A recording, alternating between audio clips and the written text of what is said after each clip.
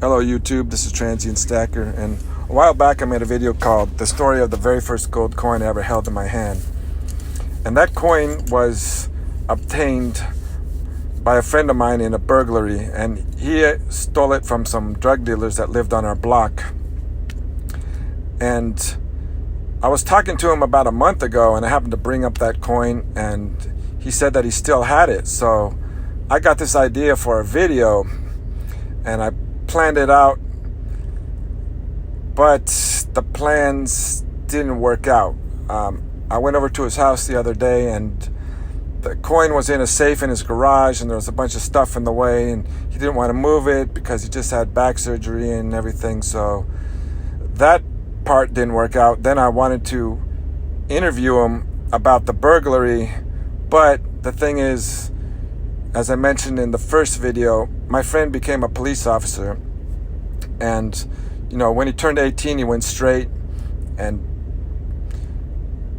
put all that stuff, his juvenile delinquent activities, behind him. And so now whenever I bring up something from back in the past, back in those days, he always says, "I don't know what you're talking about, man." Like, he won't admit to anything that he did back then, which is probably a good policy, even though the statute of limitations, I'm sure, has run out, and we were juveniles at the time, and oh, by the way, they were drug dealers, so they probably didn't go to the police.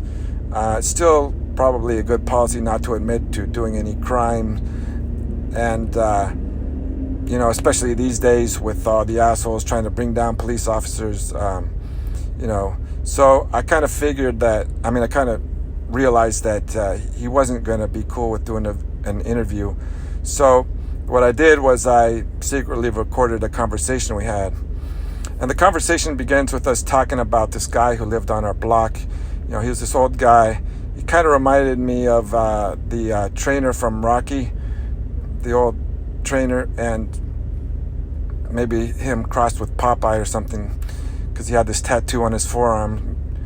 Anyways, he had these two big Doberman pinchers, and it was kind of a local character because we always seen him out walking these two big Doberman pinchers. And for a while, his son and his daughter-in-law were living with him. And one day we saw on the news that they'd been arrested for chopping up bodies or something. I don't remember exactly what it was. My friend thought they were incinerating bodies in the basement, but I think he was thinking about the movie The Burbs with Tom Hanks. It's kind of funny because when I think back about my old neighborhood, I see it as this innocent suburban neighborhood, and yet there were killers and drug dealers living on our block. So maybe it wasn't so innocent. Anyways, here's the conversation we had. That the son was, the son and the son's girlfriend were arrested for murder for burning bodies in the. Remember that when your dad read that in the article?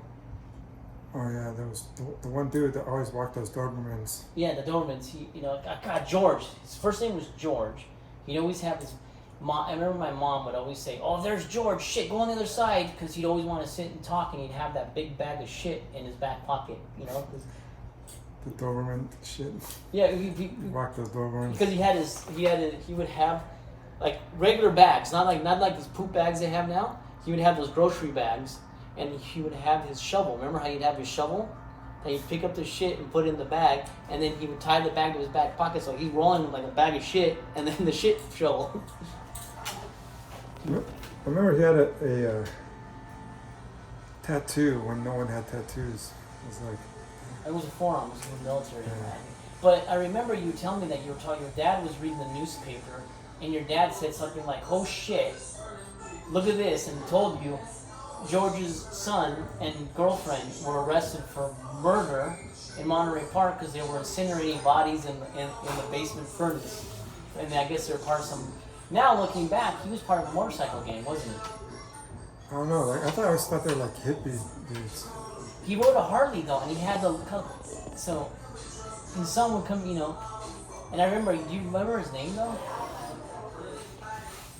I just remember you telling me that. I was like, oh shit, we had killers that we would talk to, and they were nice, So what I was wondering about now that you're a police officer and everything, I remember you telling me that when you broke into that house, drug dealer's house.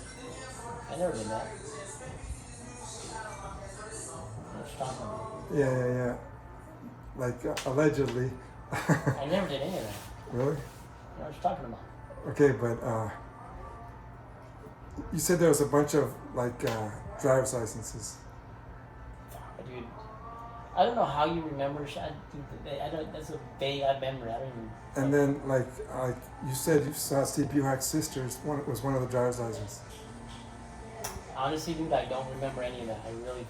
Oh yeah. I don't remember shit about that. But like, why would you think that they'd have a bunch of driver's licenses? I was thinking like maybe like to do checks to make sure that they were. Identity theft. Or maybe hold it like. If you rat us out, we know who you are, we know where you are. Or they're dealing drugs with them too, because those guys were moving a lot of weight. That's why they got raided. They were moving a serious weight.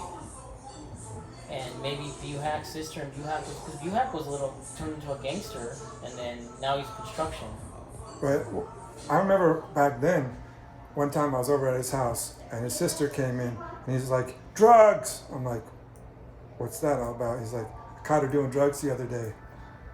So like he wasn't into any shit yet. Unless she was buying from them. Yeah, that's what I was thinking. Yeah. Like it could be. They were big time drug dealers. They were because when I don't know if you remember. I remember one night I was sitting I couldn't sleep. I woke up and I'm like something was weird, and I look out my window and I'm like, oh fuck! There was like 25 sheriff's units, all unmarked and black and whites, right? All entry gear.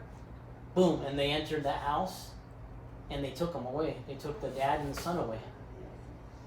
And looking back, that many units, that means that was a high-risk warrant, and it would ended up being for like something to do with cocaine. Like they were they're big-time drug dealers. I mean, everybody on the block knew what they were up to. And the house. It just became obvious. And then I remember the fireman next door.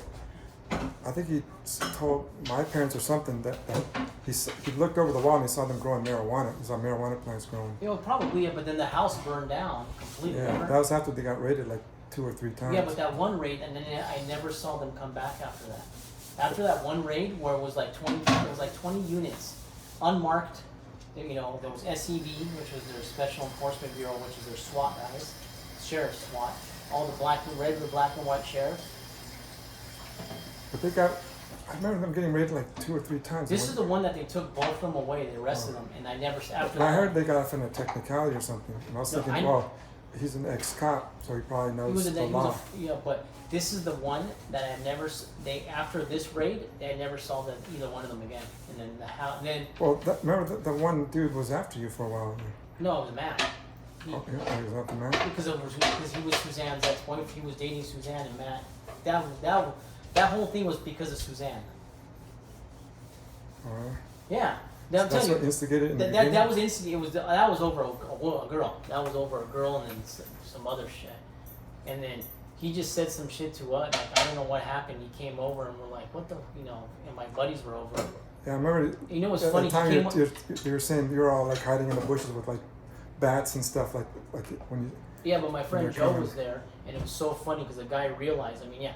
The thing is, looking back, it wasn't the smartest thing in the world, with because of how crazy unhinged that guy is, and who, he showed up, and it's funny, like the 3 of us, where there was me, Joe, and someone else, and Joe was already strapped, he had something, and he looked at him, and he looked at Joe, and Joe has got this crazy look, and he's a fucking, not Laotian, where is it, he's Cambodian. Because he's not Vietnamese, but he's crazy Cambodian, like unto the core. And he looked at Joe, and Joe's just sitting there, has this psycho killer look in his face that made that dude back off. It was funny, and then another time he came again, first he came there where we were hiding, we got the bats and all that stuff, and then he backed off. And then he came back a second time, and Joe was there, and then he never again did I have a problem with him. Well, I remember me, Matt, and Tim were out in front of Rita's yard. We were just talking in like Rita's front yard right there, between, by your house, and they came up to us and he's like, they're like, yeah, like, I'm not like angry no more or something like that. It's like on the past or something like that, and like saying something like that, like.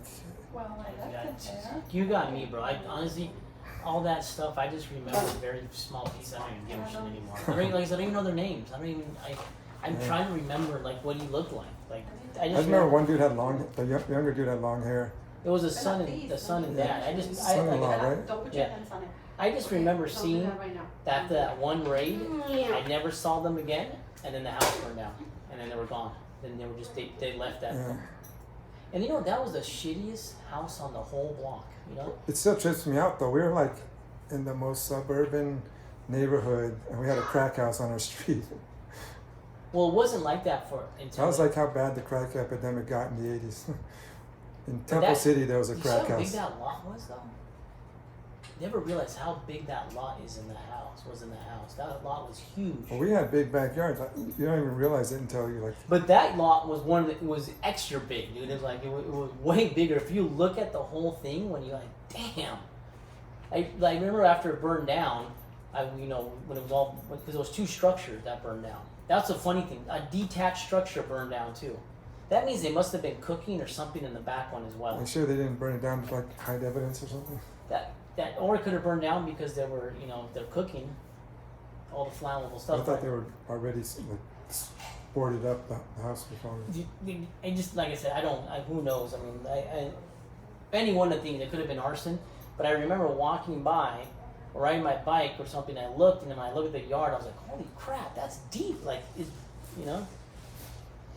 All our backyards were big back then. If you look at like. Well, in that neighborhood. Now, people's backyards are like, damn. This whole lot. Big backyards. This whole lot is just the front yard and the side. This lot is the size of where my old house was, and the front yard only. This whole lot. And then the backyard plus the backyard. We had 2 backyards. And you had the pool and the chicken coop. Yeah, it was huge. And then yours with the tree house. Ours was like a jungle in the back. I know, but you had the backyard. You had a full-size backyard.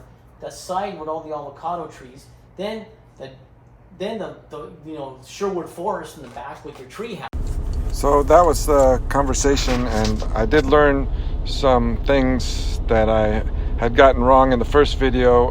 It was my friend and his brother, not I thought that he did it with his friends, but he did it with his brother. So I still talk to his brother, so maybe later on I could ask him about what happened, since he'd be more willing to talk. Also,